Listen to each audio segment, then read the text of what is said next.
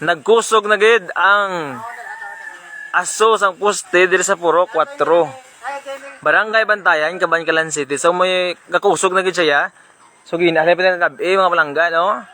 Tani ma-responde man ang kinauukulan yung baga. So kinanla namon ang bulig nyo da. Dito sa residente ya. Mga residente naton sa buong hinuplaag sa kakakulba. Siniya nga kuryente. O ang delikado sinaya ko masunog sa babaw kung magdagdag. Kaya may connection inaya ko din na kuryente kada no.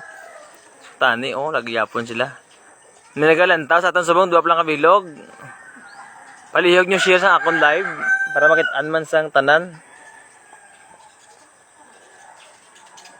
So ulat naman kami, di kayo man kami knowledge na gid no. Di kami tapos gusto da iya pang basya kung ano kay di mo knowledge da mo. May mo ko lang gid mag-live.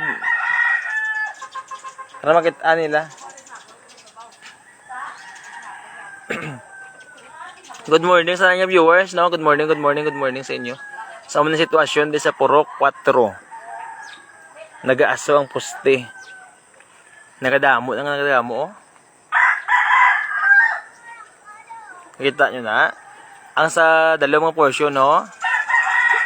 Shout out kay ako niyo Gallego Sparo. Kaso good morning sa iyo mo. So ang poste sa amon niya na kanini.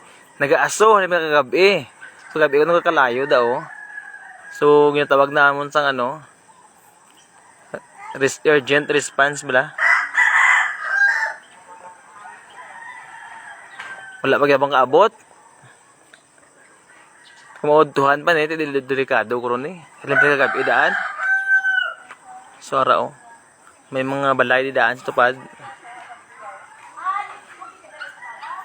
May mga residente di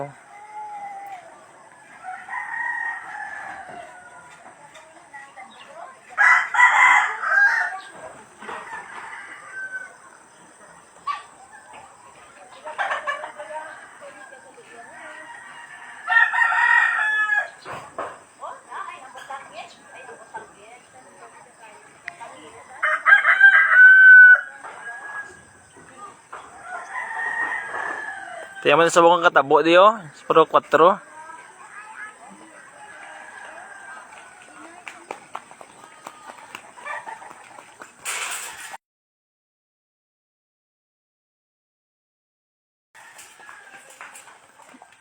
Bye na. Thank you so much sa paglantaw. Habang ni Gallego. Good morning kas, delikado man na basi mautod ang wire kag magtupa sa mga balay. Gani amo na subong ang ginasinggit naghinuplaag ng mga residente. Tungod sa kulba man yata ang ini nga kuryente. Basi mautod tuod kag mag sa balay tapos gid. So ako lang din nabili no. Mababay na ako kay basi ako man tagda